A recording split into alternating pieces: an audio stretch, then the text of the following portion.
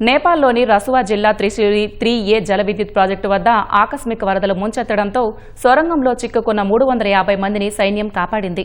ప్రాణాలతో బయటపడిన వారిలో 63 మంది భారతీయులు ఉన్నారు. ఇంకా 100 మందికి పైగా కార్మికులు ఆ టన్నెల్లోనే చిక్కుకున్నట్లు అధికారులు చెబుతున్నారు. నేపాల్ ఉత్తర సరిహద్దు ప్రాంతంలో ఆకస్మిక వరదలు తీవ్ర నష్టాన్ని మిగిల్చాయి. రోడ్లు, వంతెనలతో పాటు జల విద్యుత్ కేంద్రాలు పూర్తిగా ధ్వంసమయ్యాయి.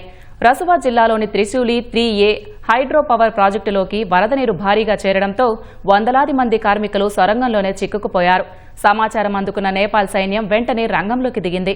ప్రతికూల వాతావరణం, ఉధృతంగా ప్రవహిస్తున్న వరద నీటిని లెక్క చేయకుండా అత్యంత సాహసోపేతంగా 350 మందిని రక్షించింది. సురక్షితంగా బయటపడిన వారిలో 63 మంది భారతీయ కార్మికులు కూడా ఉన్నారు. హెలికాప్టర్ల ద్వారా సైనికులు కిందకు దిగి బురదతో నిండిన మార్గాల గుండా సొరంగం వద్దకు చేరుకుంటున్న వీడియోలను నేపాల్ PMO కార్యాలయం ఫేస్బుక్లో పోస్ట్ చేసింది.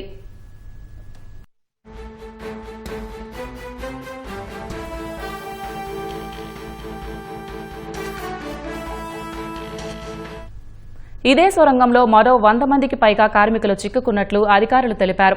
వారిని సురక్షితంగా బయటకు తీసుకొచ్చేందుకు నేపాల్ సైన్యం తీవ్రంగా శ్రమిస్తోంది. సాంకేతిక పరికరాలు, ప్రత్యేక శిక్షణ పొందిన బృందాలతో గాలింపు ముమ్మరం చేసింది.